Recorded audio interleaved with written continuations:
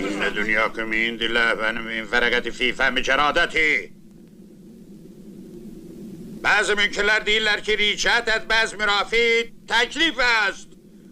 Zira kəsi ki mörd təklif əz o mörd və şad. Duvara amədəni o beyin aləm kəsəmər darət. Bəlkə sizin də işinizdə belə mümkünlər var.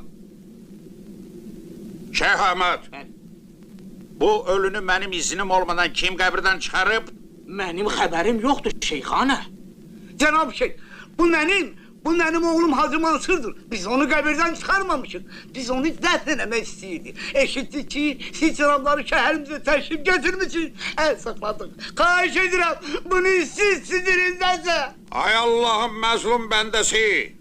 Mərhum gərək o dünyaya geçsin.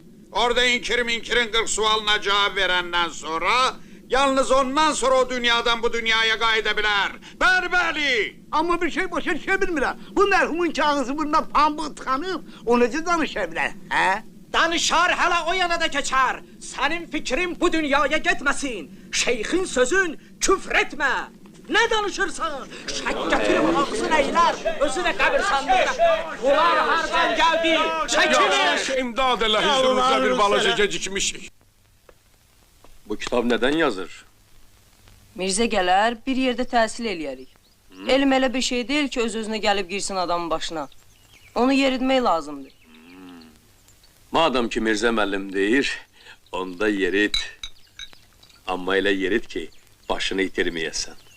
Əgər başını itirsən, bax, onda ömürlük bu şüşüyə həsrət qalacaqsan. Mirzə müəllim dedi ki, oxu... Mən Mirzə müəllimin nə dediyini çox gözəl bilirəm. Oxu, alim ol. Amma bu dılğırların biri demir ki, oxu, adam ol. Bilirəm ki, atam bu kitabı almaq üçün sənə 2 manat pul verib. Amma mən sənin yeri olsaydım, o pulu verərdim dığanın dükanından, 2 şüşə şərab alardım.